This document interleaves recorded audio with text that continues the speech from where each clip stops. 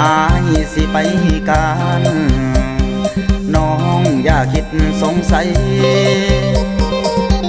ว่าผัวคนนี้สิลอยไปหาหญิงใหม่ย้อนความอยากได้จึงไปหาอยู่หากินบางเถื่อยกหินได้ยินคำคนเขาเว้าว่าผัวของเจ้าไปล้มผู้สาวต่างถิ่นอย่าเชื่อเขาเด้อย้ำเขาเบาให้ได้ยินอายไปหากินบ่ได้ไปหา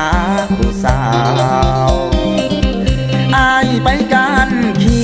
ยดอายก็ได้เขียดขึ้นมาอายไปการป่า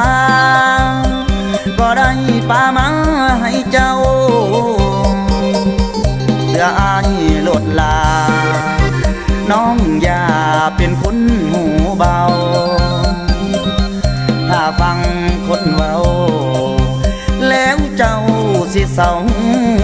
ใจเดิกเดิกเดินเดินน้องอย่าตื่นขึ้นมาอายไปการป่าอย่าว่าอายไปทางใหม่อย่าคิดน้ำทัวทุนหัวน้องจงเสื่อใจ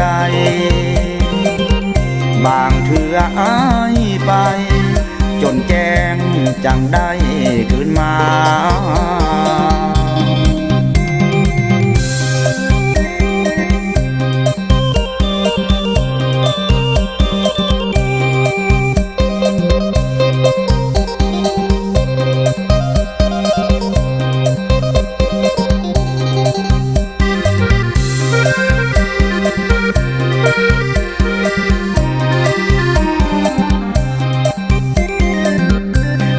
ไปการเขียดอายก็ได้เขียดขึ้นมาอายไปการป่าก็ได้ป่ามาให้เจ้าเพื่ออายลดลาน้องอย่าเป็นคนหูเบาถ้าฟังคนเว้าแล้วเจ้าสิเศร้าใจเดิกเดิกเดินเดินน้องอย่าตื่นขึ้นมาอายไปการป่าอย่าว่าอายไปทางใหม่อย่าคิดน้ำทัวทุนหัวน้องจงเสื่อใจบางเถื่ออายไปจนแจ้งจังได้คืนมา